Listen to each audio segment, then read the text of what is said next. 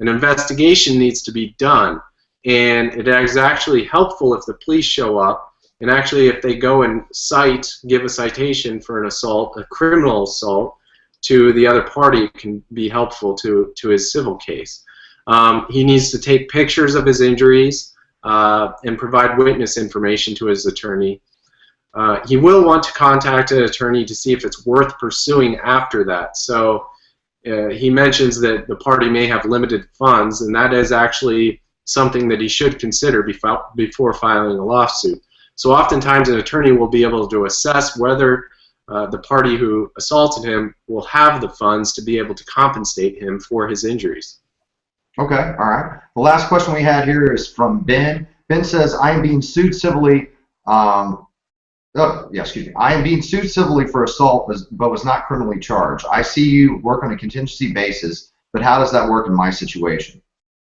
Well, he's going to want to actually contact an insurance defense attorney regarding the lawsuit.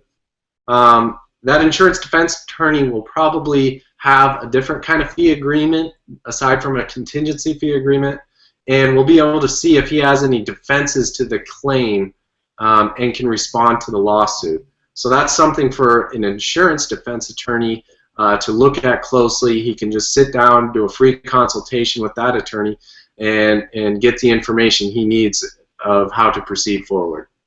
Excellent. Okay. Well, if anyone watching has any questions for John, you simply post them in the comments below. If you have, again, a personal situation, maybe you don't want to post it online, or you want to reach out to John directly, you feel free to do so. His number's on the video and the contact information. John, thank you for your time. Thank you, Ryan. We're with John Kelly. John Kelly is a personal injury attorney in Phoenix, Arizona. He's agreed to answer some questions related to motorcycle accidents. For the people who posted your questions, we're going to get back to you right in this video. If you've been injured in a motorcycle accident, you can obviously reach out to John directly, but he's also is going to allow people to post their questions in the comment section below. All you have to do is post your comment or your question, and Dave or John will get back to you with his answers. With that said, John, let's go into our first questions. This one was from Steven. Steven says, do motorcycle cases provide any different compensation levels than car accident cases? Well, that's a good question. In Arizona, the underlying laws for compensation are no different in a truck accident, a car accident, a motorcycle accident. They are all governed by the same laws.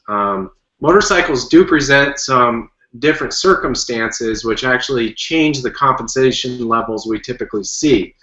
Motorcycles are less stable, they're less visible, often they're high performance, and coupled with the driver being more exposed to the elements, they typically result in worse injuries.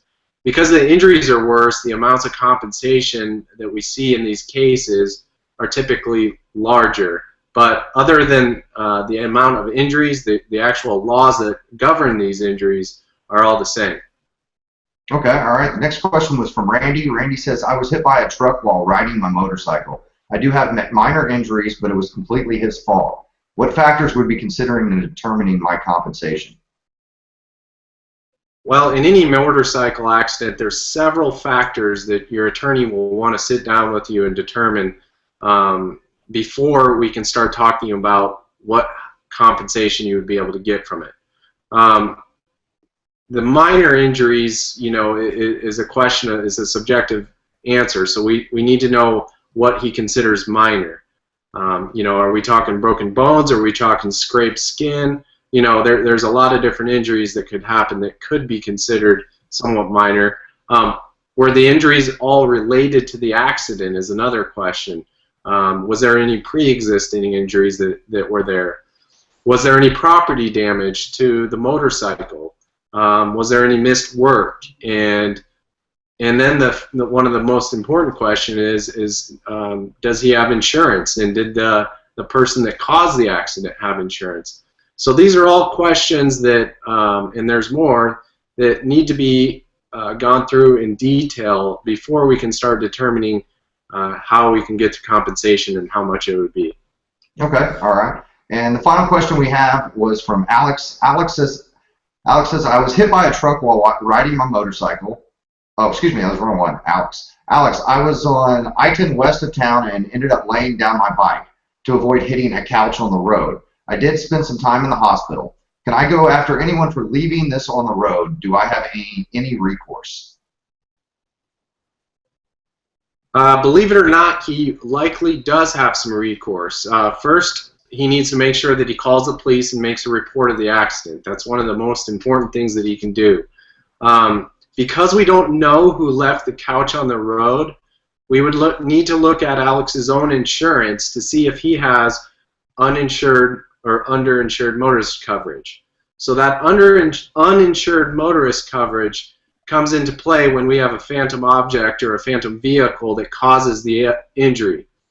Hopefully he will have that motorist coverage in his own insurance policy. Then he'll need to make a claim with his own insurance company to get him that compensation for his injuries.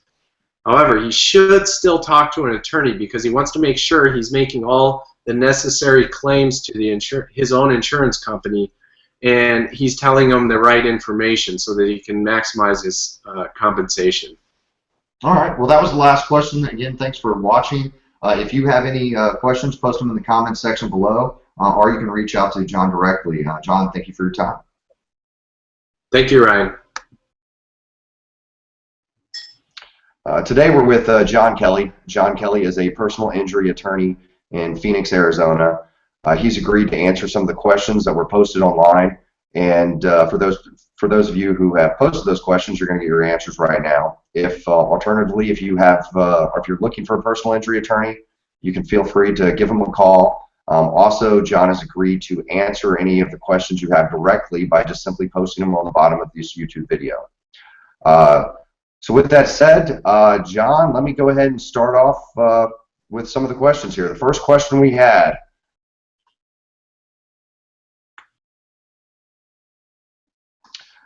The person asks, I have a work-related lawsuit, and I believe it's a fairly strong case. I would not like my employer to know what I'm considering while pursuing the case. If the case doesn't work out, just in case the case doesn't work out, is this something possible, basically to hide it from your employer?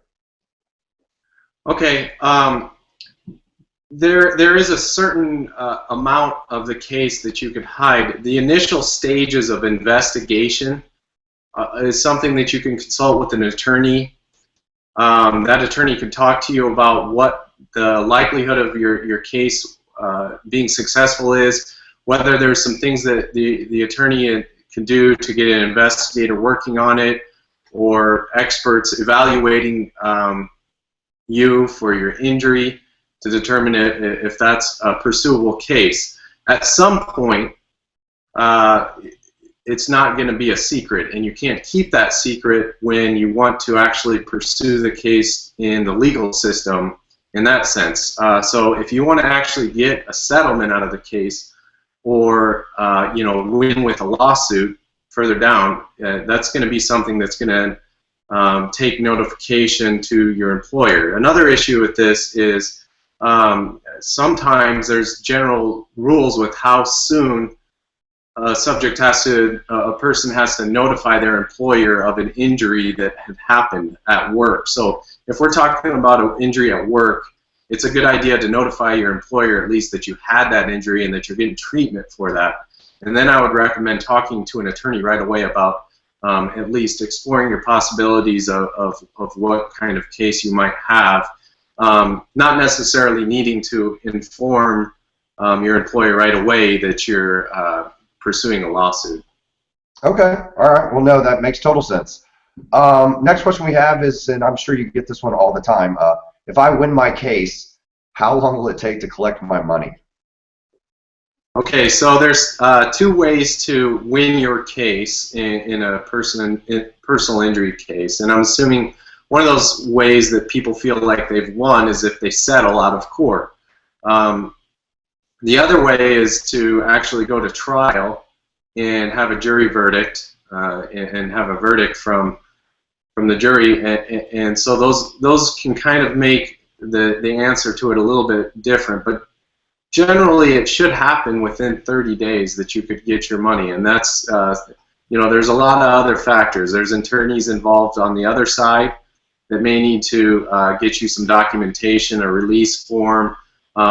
Insurance companies, when we settle, they often have to write a check. And some of these insurance companies are very big, so they have a lot of files that they're dealing with and a lot of checks that they're writing. The other issue is that your attorney will need to put the funds, once they receive those, into a client trust account.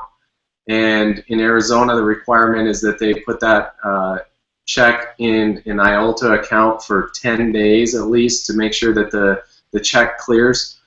So there are some things that prevent you from getting the money immediately, but it generally is around 30 days. It can be longer, though. Okay. All right. And another question. This is probably an extension of that. Well, here's the other one. Will I be able to testify in court? Will I be required to testify in court like in a criminal case, in a personal injury type of case? Not always, and most of the time you would not need to testify in court.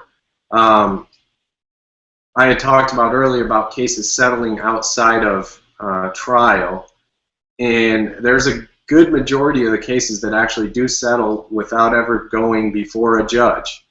And in this instance, it's likely that you would not have to provide any testimony. Now, that is a separate issue from whether you provide statements to the adverse insurance company or your own insurance company, and those aren't usually settings where you would have to be in front of a judge testifying like people think about as a court setting.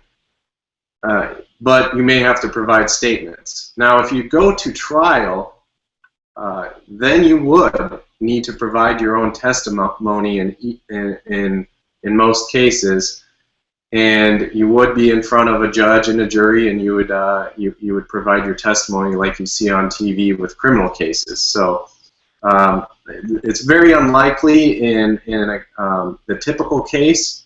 I wouldn't say it's very